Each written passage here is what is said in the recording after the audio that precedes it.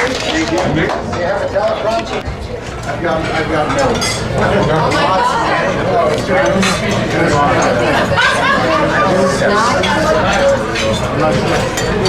Hello. Hi there. Jordan and I have been friends now for 15 years, which is really incredible, really dates me. I just want to start out thanking the Bidelsons and the Gaymans for what is sure to be a fantastic weekend. I'm honored to be a part of the wedding party. I couldn't be happier to be here. This is just terrific. As I said, I've been friends now with Fadel for approximately 15 years. It's coming up our 15-year anniversary in September. We met early freshman year in the Towers in Wisconsin, pledging Sammy, and we've been great friends ever since. But a close friendship for the two of us was not a sure thing. To an outside observer, Fadel and I came to college as very different people from different places. Fadel grew up in Queens, had a thick New York accent, big personality, and listened to hardcore rap. I grew up in the relatively homogenous suburbs of Minneapolis. I was sort of a mild-mannered hippie, wearing fish t-shirts, listening to Grateful Dead all day. And there was one very, very special thing that Fadel and I had in common. We were both enormously fat.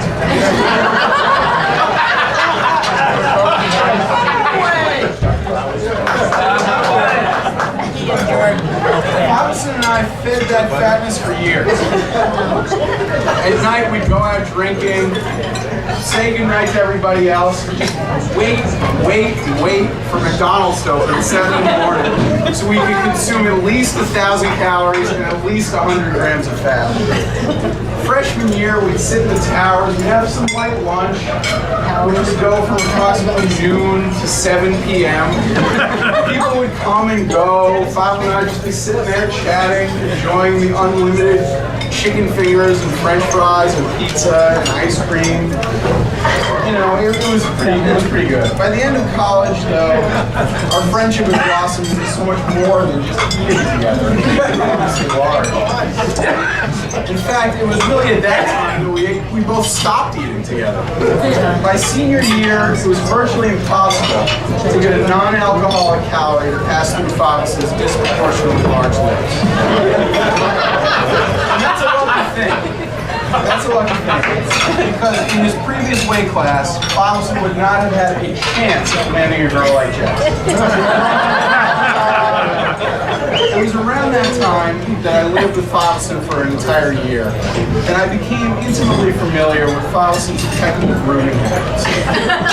Fadel is many things, and one of them is clean. Fadel showered every single day for at least an hour. I'm glad to have a lot of people know that shower habits. And that was on days when you did not shave. On days when you did shave, it was an hour and a half. It was a full routine. It included a special razor developed for African Americans. I believe it was called the brother blade. Aside from his annoying long showers, when he got out of the shower, it was a whole new adventure. It was incredibly awkward. He got out of the shower, and immediately, despite criticism day after day after day, for years, put on a robe that was designed for women. A brown robe. I felt we learned about it from every guy at that table. It was that ridiculous. It was a brown robe, into about 5'5". And the man wore it with such pride. You couldn't imagine. Every day, this is the best robe you couldn't even imagine. If he bent over, you would have seen things you wouldn't even want to dream of. Equally, though, uncomfortable being around Fadelson while I was wearing the robe was the 15 minutes a week that Fadelson and I would climb into the shower together, clothes on, and I would shave his head. I served as Fadelson barber for a year. He looked great the whole time. It was really fantastic. Enough about Fadelson. Let's start to Jess. A few years after college, Fadel and Jess started to date. We all instantly agreed she was well out of his league, and she hold on as tight as possible because the man could never, ever hope to do any better. This was it. Pinnacle. And like a miracle from heaven, Jess liked him in return. But there was one thing that really clinched it for me. One thing that made me clear that this was going to last. Jessica, unlike any of Favison's friends, literally ever, spent a lot of time in his apartment in Flatbush. Now, I don't know how many of you have been there, probably none. But I remember the first time I visited, I got out of the subway, I was living in Brooklyn at the time, and I thought, oh, Brooklyn's lovely. I live in Brooklyn Heights, you see all these beautiful trees, everyone's all nice and very stylish. And I got out of Favison's subway stop, and it was like Boys in the Hood. There were guys with boom boxes on their ears. I was walking sort of fast, but not so fast that it looked like I was scared, because I was sure I was going to be robbed with my shoes. I got to Favison's apartment, which happened to be beautiful with water views, and I couldn't have been any happier. But Jess went there all the time, put her life on the line, true love. And this, I knew at that time this thing was built to last. Now, I've given Favo a little bit of a hard time. There's one thing that I think we can all agree on. Favison is an amazing friend and an amazing guy. He's fun, he's generous, he's, sensitive, he's everything you could ever want. I love him like a brother. It's these qualities that have made Favison a fantastic husband for Jess. I wish them a lifetime of terrific happiness, everything good, and most importantly, I wish them a great time on their honeymoon, which I understand Favison is funding by participating in focus groups.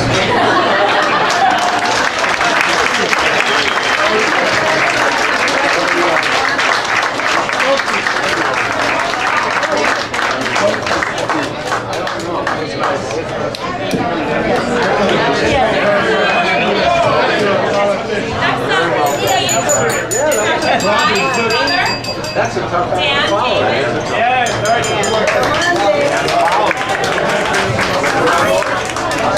We were talking with the engineer about the colors.